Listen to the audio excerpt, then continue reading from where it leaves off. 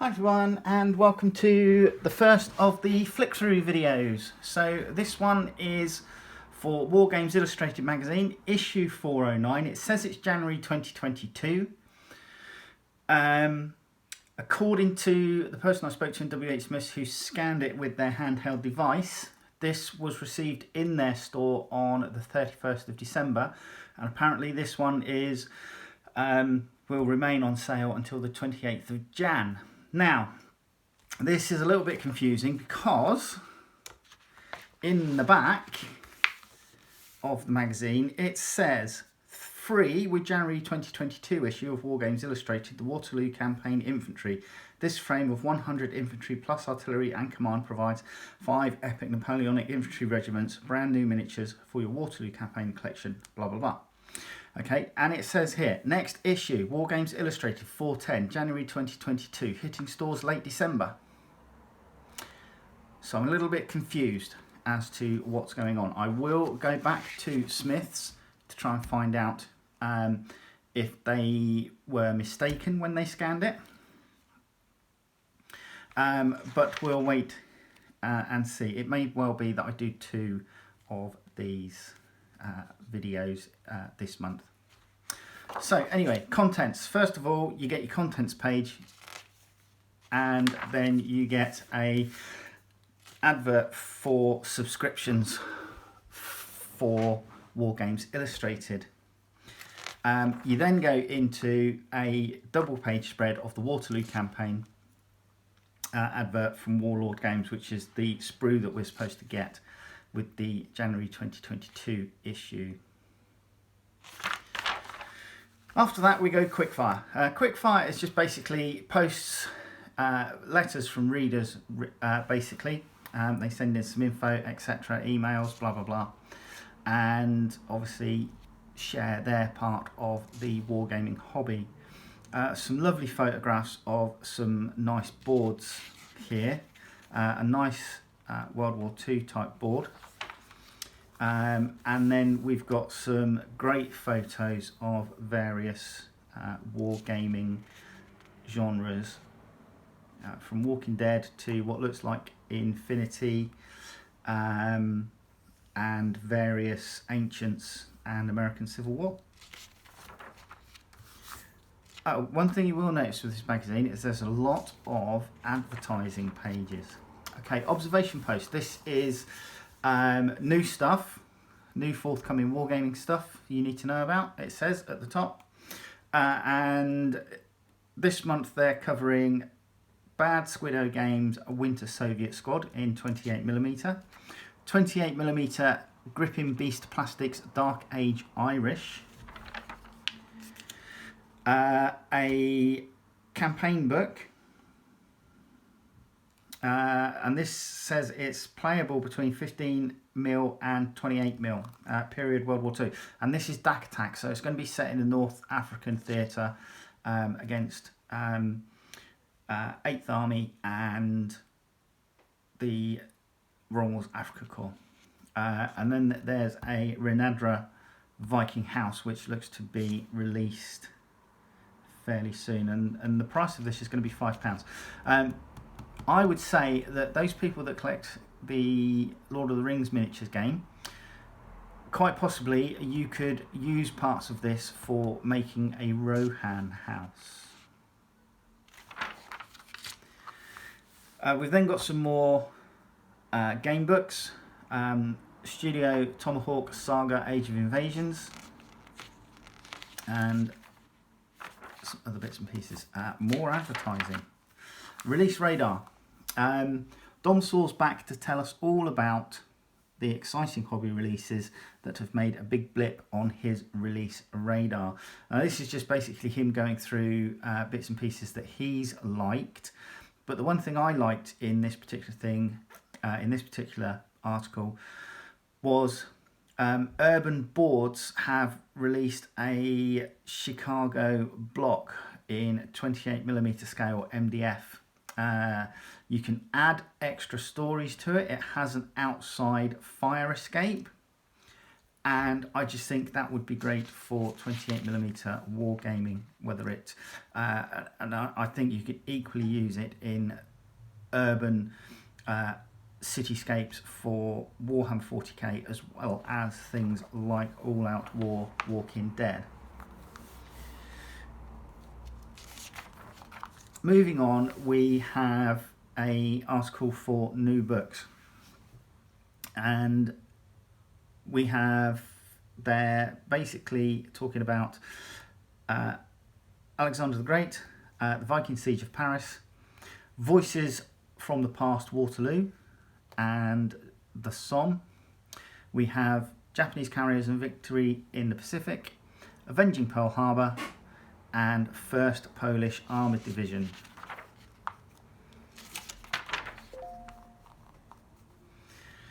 Global Wargaming, exploring the world of your Wargames table. So this article is mostly about painting various skin tones using the Army Painter Skin Tones set.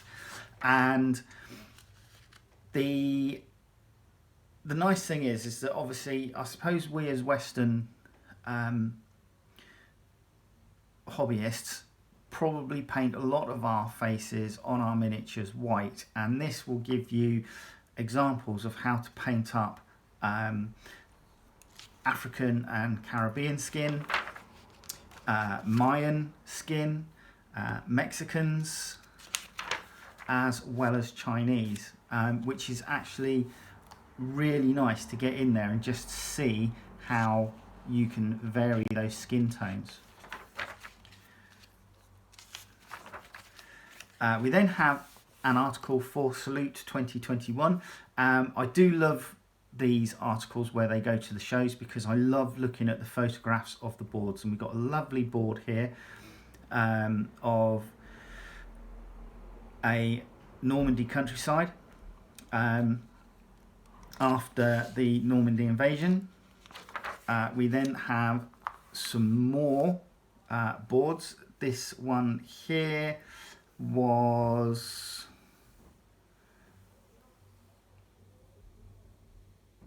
I'm just trying to think. I think this might have been potentially a Stalingrad type game. Volga, it's all going on the Volga as Russian reinforcements arrive. So that seems to be some sort of Stalingrad game. There was then a Trumpocalypse, so very tongue-in-cheek on that one. And then some others. We had a Mexican Civil War, and on this board it was some form of game set in London Docklands sort of thing. Traders at Salute, and then some other bits and pieces that were seen at Salute. More boards. This is World of Twilight, City of Tan. This was a board that was made specifically for players for this game, and I'm loving the round houses in these, and these were inspired by some artwork.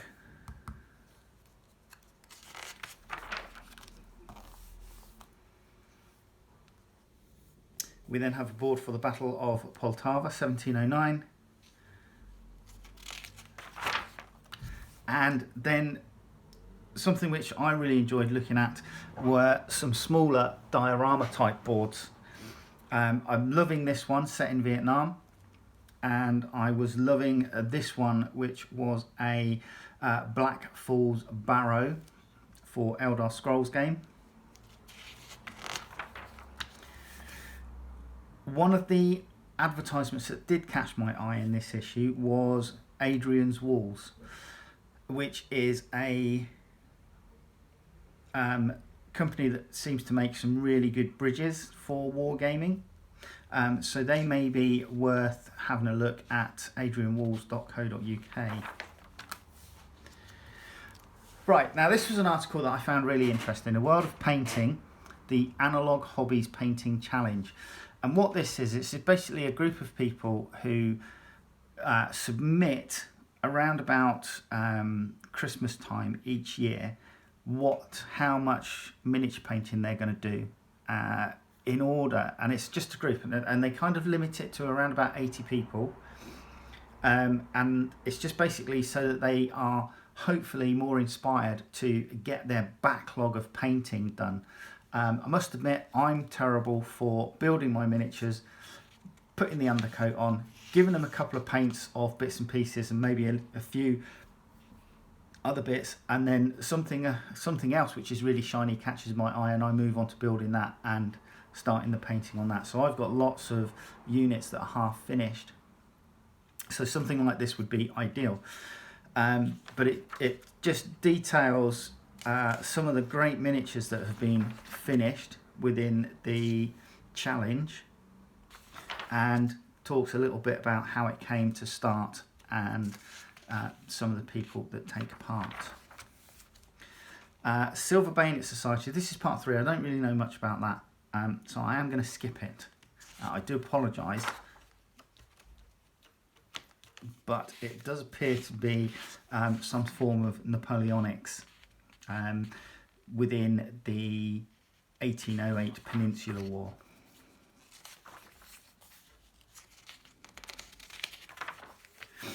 Right, and this was a great article as well. 5 Centuries of Warfare in New Zealand.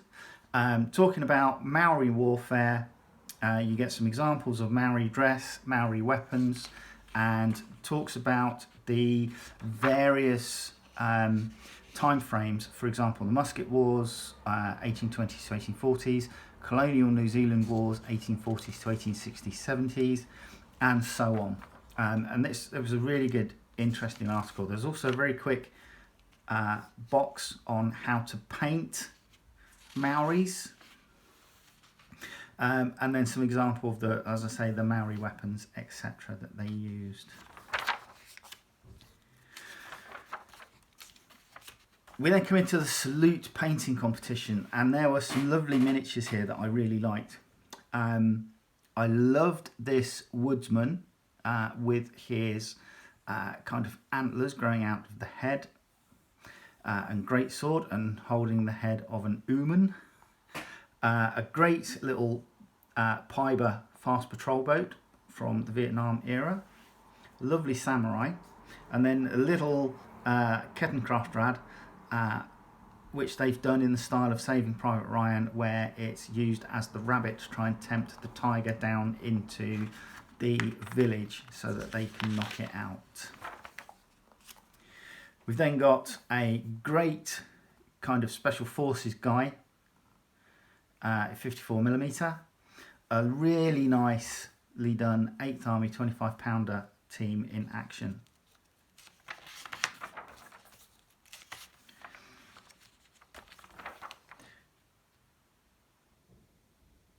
This is kind of like a roundup of various wargaming bits and pieces that went on around the world. Especially during the pandemic. And then another great article on basing your display miniatures.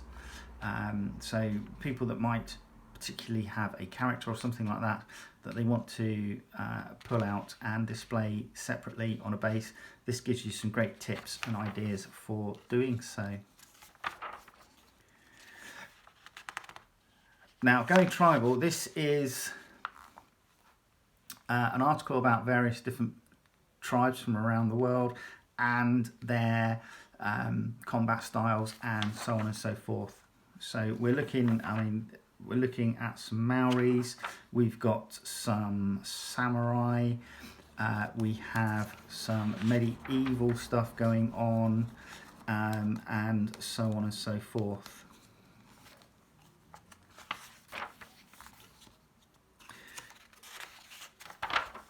And that kind of like just brings us towards the end, and the last few pages are taken up with advertising. So there you go, that was, in a nutshell, that was Wargames Illustrated for, it says here, January 2022. So I'm not entirely sure what's going on with the thing at the back, which turns around and says that for January 2022, hitting the stores late December. Yeah, there's confusion somewhere along the line. Hopefully we'll get it cleared up. But that was Wargames Illustrated magazine. It's £5.50 to buy in the shops, so if you do want to go up and collect yourself a copy, there's some great articles in it. And the next one I will be doing, ready for Monday, will be Model World for Airfix. And I will see you then. All right, take care. Bye.